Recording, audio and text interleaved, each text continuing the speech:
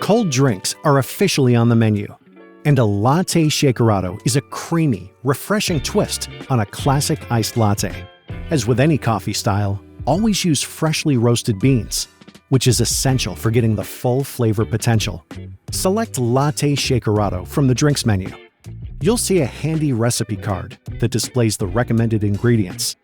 After grinding, insert your portafilter into the group head. Using a Breville Cocktail Shaker is an ideal way to make a Latte Shakerato. However, if you don't have one, start with a normal glass, placing it under the portafilter. Brew a double shot of espresso and wait for extraction to complete. If you're using a separate shaker, now is the time to transfer your espresso. Next, fill the shaker 3/4 full with ice.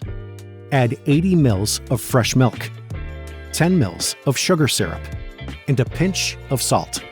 Secure the lid firmly and shake vigorously before serving into a glass with ice. Now, all you need to do is enjoy.